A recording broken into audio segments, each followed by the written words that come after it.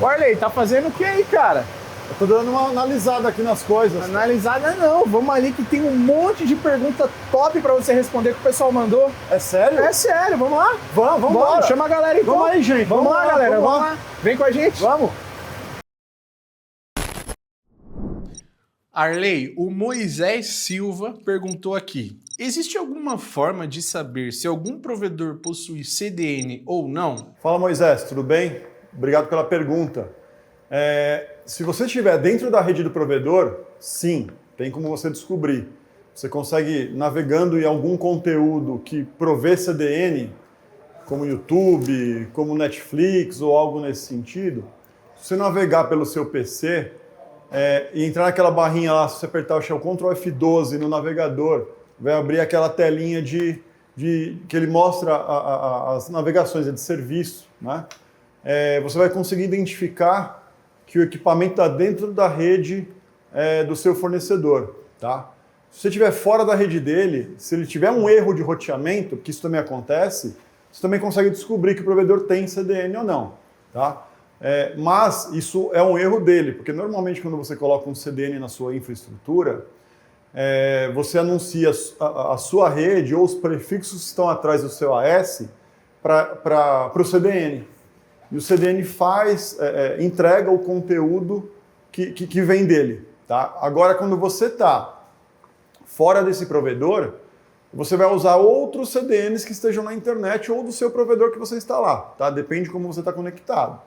Mas um provedor de terceiro, se ele não tiver erro, você não descobre. Então, é simples descobrir, tanto por latência quanto por saltos dentro da sua rede, mas você vai usar o RARzinho, o arquivo RAR, para você descobrir se ele realmente tem CDN ou não. Bom, Moisés, obrigado pela pergunta. Eu acho que é a dúvida de mais uma porção de gente. Se precisar de mais informação, manda aí que a gente vai tentar responder. Arley, o PP Carvalho F perguntou aqui: já que pode fazer a pergunta que a Zap responde, segmentação das tabelas de rotas, VRF Internet, mas VRF CGNAT e MEN, esse é o melhor cenário? Bom, PP Carvalho, essa é uma pergunta interessante quando a gente fala de parte lógica, né? Aqui, como vocês podem ver, tem aqui a rede da Zap, né? Basicamente é camada 1 aqui, então a gente tem aqui os backbones para alarmar quando tem algum problema ou quando tem algum rompimento nesse sentido.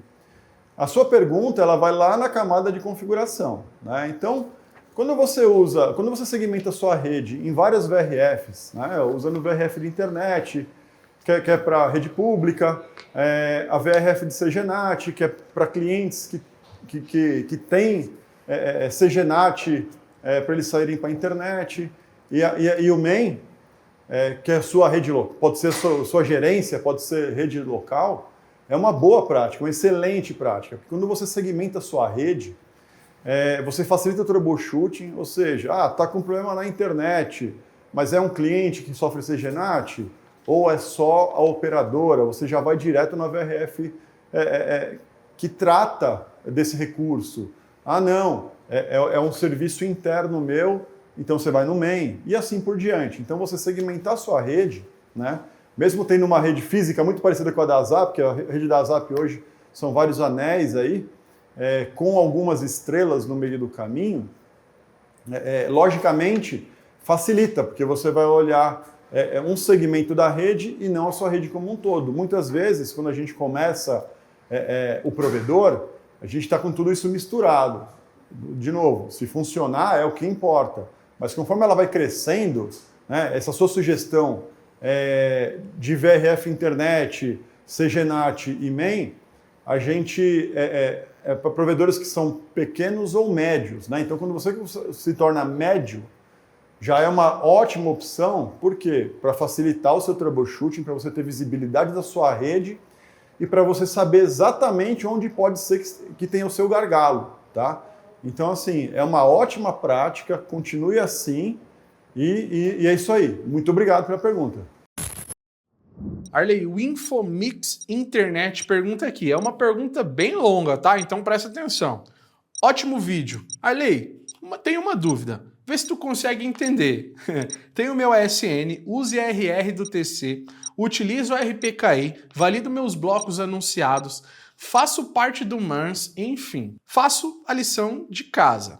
Ele manda aqui. Minha dúvida é a seguinte, se eu for, por exemplo, no IRR Explorer e pôr meu ASN lá para fazer uma consulta, ele aparece o meu cadastro no TC, na primeira tabela, no caso onde aparece os blocos de IPs. Porém, a tabela também aparece no RADB. Só que nesse cadastro no RADB é no nome de um dos meus upstreams, no caso, uma empresa que faz trânsito para o meu ASN. Tá?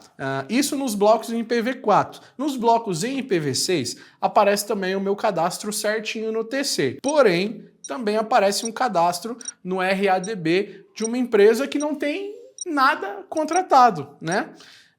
A pergunta é, existe aí uma divergência porque em uma base está cadastrado os meus blocos em nome de uma empresa e no outro e em outra base no nome correto. Seria meio que um sequestro de IPs, ele dá até uma risadinha aqui, pode influenciar em algo? E no que seria? Não sei se fui bem claro, mas se puder tirar minha dúvida, agradeço.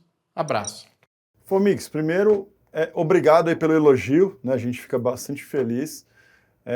E obrigado por assistir o vídeo, né? A pergunta é muito boa, tá? É muito boa mesmo. Vamos lá. Basicamente, o IRR, quando você faz o cadastro no TC, no RADB, ou seja, qualquer um dos outros que tem por aí no mercado, o que é o IRR? Vamos começar aí do princípio, né? IRR é uma base de dados de roteamento, né, da internet, ou seja, você cadastra no IRR aqueles AS que são seus e que estão atrás do seu AS. Você pode anunciar como customer, tem lá toda a normativa, a forma de fazer corretamente, né? O TC, ele é mais mecânico, né? Ele é menos simples de fazer, ou seja, você tem de ter um conhecimento maior. O IRADB é tudo feito via web, então facilita horrores a sua vida, mas o resultado final é o mesmo, tá? O fato de estar aparecendo seus prefixos na sua operadora, isso está totalmente normal. Por quê? Quando você anuncia para a sua operadora, ela também te coloca no IRR dela como um cliente. Então você tem de olhar lá o nome certinho, em que base que você está dessa operadora. Com certeza você vai estar na base de clientes dela, tá? Para estar, tá? Vamos falar a verdade, para estar. Se não estiver, está errado, você tem que pedir para eles corrigirem, tá? Agora, se eles estiverem como anunciante principal do seu AS ou dos seus prefixos, aí tem alguma coisa errada, você precisa pedir correção para eles. Mas a operadora que você tem tende a anunciar você para frente. Por quê? O IRR basicamente ele é usado entre operadoras, né, onde ela lê essa base e libera os prefixos que podem passar por ela, né, que normalmente vai estar atrás dela. Então, você tendo o seu IRR configurado, você vai falar, essa base aqui, essa informação é o que tem todo mundo que está atrás de mim. Eu vou lá, eu pego isso, como eu converso via BGP com o IRR, eu sei quais são os prefixos que eu tenho que liberar aqui no meu BGP, tá? E assim por diante. Então, para a gente falar simplesmente, quando a sua operadora ela anuncia também o seu AS ou seus prefixos, isso não está errado, desde que ela esteja anunciando você como cliente dela. Quando você me fala que no IPv6 você tem uma outra operadora anunciando, existe um erro aí, tá? Por quê? Normalmente você vai mostrar quem está conectado atrás de você. A não ser que você passe por essa operadora quando você usa o IPv6, tá? Que ela também pode acabar fazendo isso, porque pensa o seguinte, você tem a sua operadora que está ligada diretamente em você, você pediu para ela liberar os seus prefixos, ou você anuncia no IRR, ela já automaticamente já atualiza isso. A operadora na frente dela pode acontecer a mesma coisa, tá? Então, eu sugiro que você faça uma análise de roteamento para ver se você está passando por essa operadora, tá? Como não é todo mundo que usa IRR, tá? Infelizmente, porque o IRR facilita horrores a vida de todo mundo que tem AS, tá? A gente não sabe se deveria ter uma base muito grande com os seus IPs na internet, porque por todo lugar que você passa, teoricamente, teria essa liberação, tá? Óbvio, mas lá nos Tier 1, né, lá os principais, era para estar o meu AS lá? Não necessariamente, tá? Depende das políticas que eles empregam, tá? Mas tem de ser feita uma análise melhor. Se estiver errado, tá? Se você fizer essa análise e estiver errado, você tem que pedir correção para essa operadora. Por quê? Porque isso atrapalha a peering, atrapalha uma série de coisas na internet que eles podem estar forçando o seu tráfego vir por ela.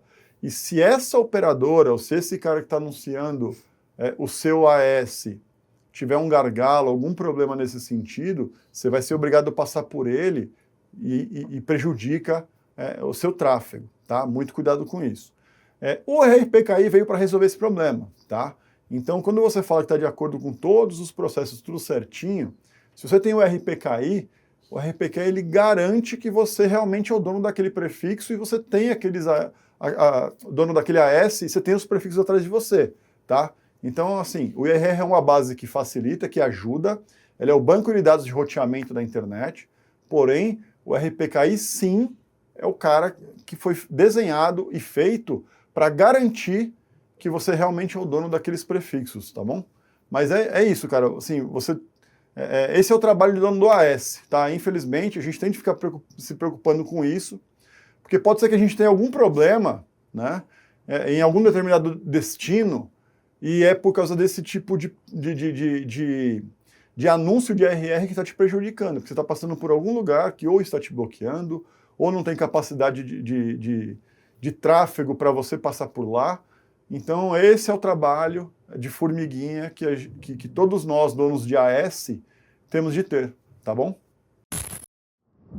Arley, olha só, o João Pedro Marcos pergunta aqui, IRR é a tabela ARP dos ASN, então? Só para saber se entendi direito. João Pedro, boa pergunta. Muita gente tem essa dúvida, tá? Você não é o primeiro que me pergunta isso, tá?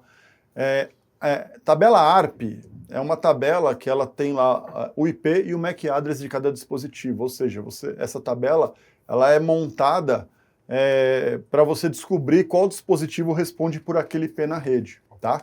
IRR é uma base de dados de tabela de roteamento da internet. Então, quando a gente quando a gente compara o ARP com o IRR, o ARP basicamente você vai ter um IP e um host, que é um MAC address. Né? Cada MAC address é um host, né? Então, você vai ter uma tabela simplesmente de 1 para 1, tá? O IRR não. Você tem um grupo, porque é rede, né? Então, você está falando que atrás do seu AS tem aquelas redes, né, aqueles prefixos, ou os seus prefixos. Então, é algo muito mais abrangente, e isso é compartilhado no mundo, tá? Nem todo mundo tem IRR, tá? O que é muito ruim. O mundo perfeito era todo mundo ter IRR, porque aí isso estaria publicado na internet inteira e você com o IRR Explorer, por exemplo, você conseguiria ver se o seu AS está anunciado certo pelas suas operadoras, você conseguiria ver se tem algum problema no seu AS, tá? Ou nos seus prefixos.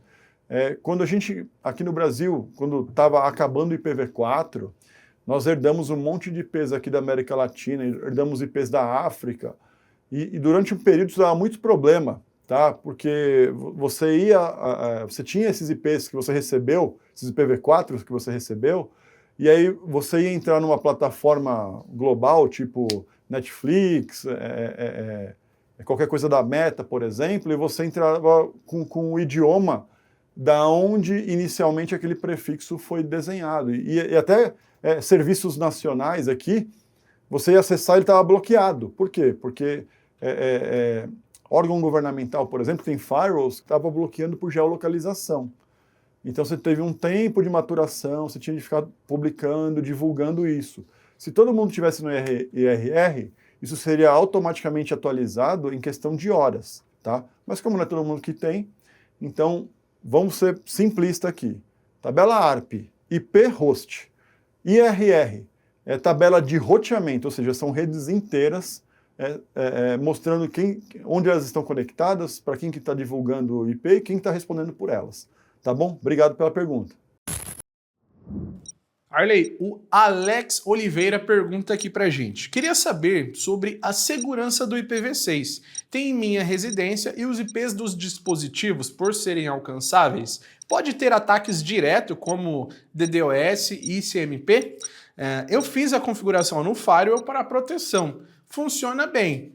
Mas o provedor é responsável por essa cobertura dos clientes? Alex, esse tipo de pergunta, ela é muito boa, tá? Ela é muito boa mesmo. Por quê? Com a entrada de IPv6, todos os dispositivos, hoje, eles podem estar diretamente ligados à internet.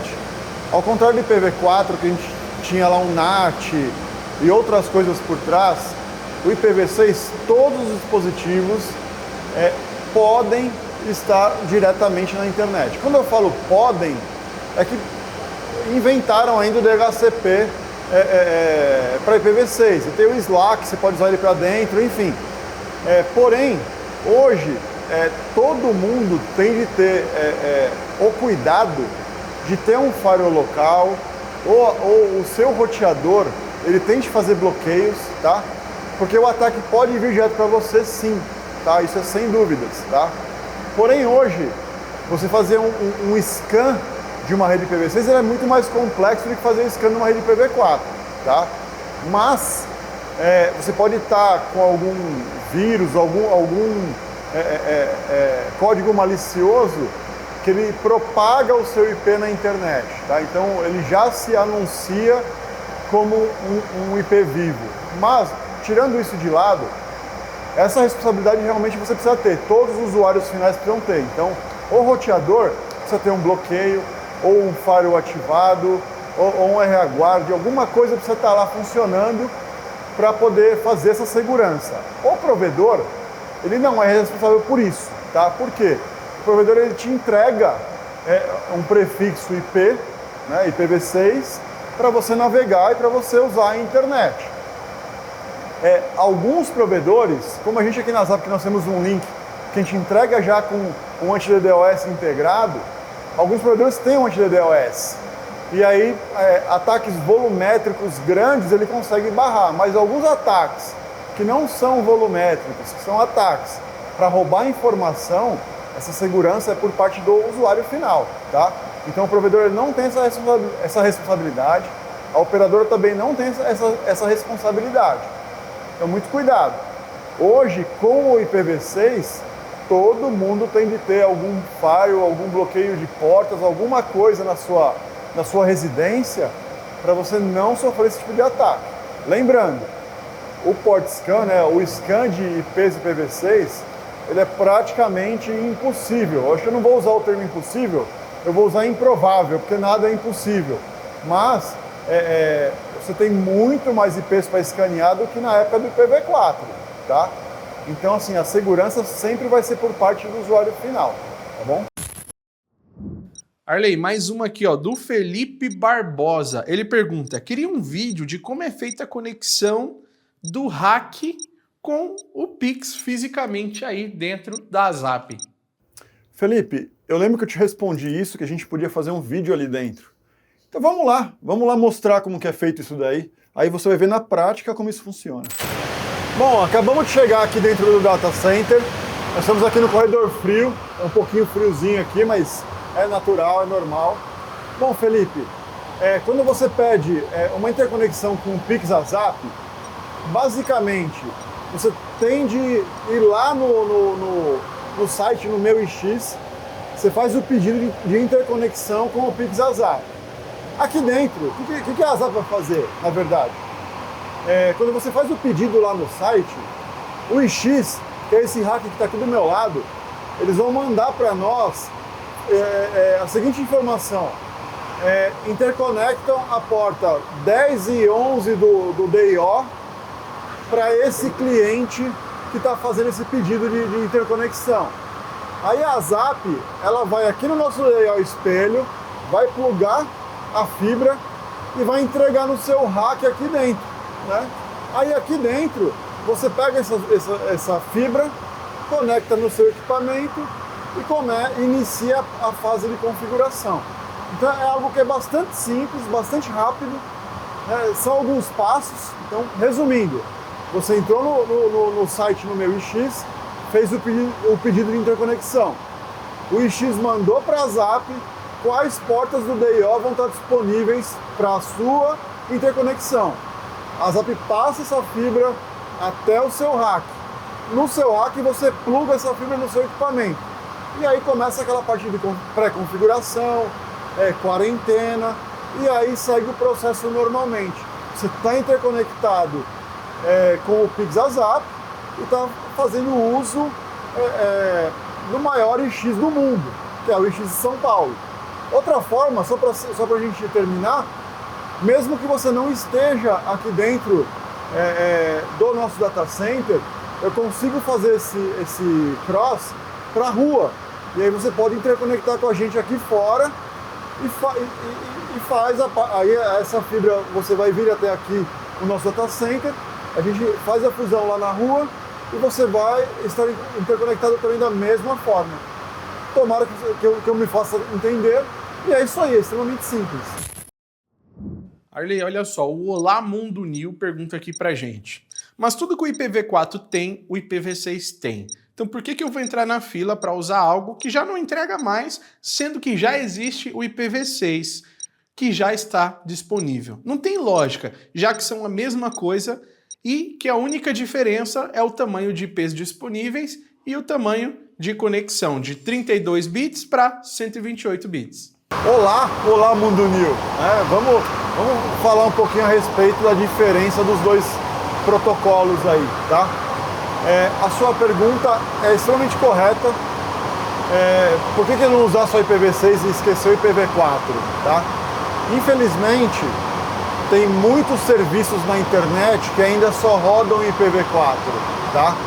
Por padrão, se você tem na sua rede IPv4 e IPv6 trabalhando em dual stack, sempre que você acessar qualquer conteúdo da internet, ele vai dar preferência para o IPv6 primeiro, tá? Então, digitou o site azap.com.br, ele vai perguntar, o Azap tem IPv6? Tem, ele já sai, tá? Se não tiver, ele vai usar o IPv4. Então é por isso que a gente não consegue usar 100% de IPv6 sem IPv4, porque alguns serviços, tá? Tem alguns serviços grandes aí na internet que ainda não falam IPv6, tá? Você vai ter o seu cliente, ou se você é um usuário de IPv6 apenas, algum conteúdo da internet você não vai ter acesso. Então, essa é a grande questão, porque você entra em fila para pedir IPv4, porque parte da internet ainda não fala IPv6. Aí entrando um pouco mais no gancho do dual stack, você com os dois protocolos trabalhando junto, você não vai consumir aquele IPv4 igual fazíamos conta antigamente. Você previa uma quantidade de cliente por IP no IPv4 atrás de um NAT. Hoje, como você tem boa parte da internet falando IPv6, os principais aí, tá, como Meta, Netflix, Google, esses caras todos já falam IPv6 100%, você vai ter boa parte da sua rede falando somente IPv6. Mas vai ter uma porcentagem lá, em torno de 20%, que vai precisar do IPv4, tá? Então, é por isso que todo mundo entrar na fila vai pegar IPv4 ainda, porque não tem 100% da internet falando IPv6. Eu tenho certeza que você gostou demais desse vídeo. Como é que não gosta também? A gente trazendo um Arley Responde com as perguntas que vocês fizeram. Arley, obrigado, cara, pelo seu tempo, a sua disponibilidade. E aí, o pessoal tiver mais dúvidas, manda mais aí, né? Com certeza, gente. A gente está aqui para tentar ajudar. Nós queremos uma internet melhor, mais inteligente, mais conhecimento para todo mundo. Então, assim, façam suas perguntas, a gente vai tentar responder da melhor forma possível. Nem sempre dá para a gente responder lá nos vídeos, né? Mas a gente tenta responder da melhor forma possível, porém, a gente guarda isso para vir aqui bater um papo para a gente poder falar mais, né? Detalhar melhor aí, porque às vezes, né, com texto é difícil você explicar tudo e falando é mais fácil, né, gente? Arley, me fala uma coisa, agora o provedor ou a pessoa que ficou interessada de vir conhecer aqui o data center da Zap Telecom, seja para fazer um colocation, ou até mesmo se ficou interessada no link dedicado que a Zap entrega hoje para todo o Brasil, inclusive nós temos lá 10 GB lá no nosso provedor, né, com uma porta já expansão para 100 GB, como é que a pessoa faz? É só entrar em contato com a gente aqui, tem os canais aqui de comunicação aqui no vídeo, entre em contato com a gente, agenda aqui, vem visitar. Se você não necessariamente só para comprar, né? Vem aqui, conhece a gente, bate um papo, nós vamos apresentar o que a gente tem de bom, o que a gente pode oferecer para você, que a gente pode melhorar aí a sua interconexão ou os seus serviços. Então vem para cá, vamos bater um papo, vamos se conhecer, né? Vem aqui. Ó, link dedicado em todo o Brasil, melhor link dedicado e é claro, melhor data center do Brasil, precisou de colocation, é aqui na Zap Telecom, cara. Tem QR Code no vídeo, tem os links na descrição e o principal, manda a sua dúvida. A gente ama quando vocês comentam aí pra gente voltar aqui e fazer um Arley Responde 2. Isso aí, não deixe de perguntar, não fique com essa dúvida não. Arley, obrigado, hein, cara. Valeu, Thaleson. Valeu, Lucas, até a próxima. Até mais.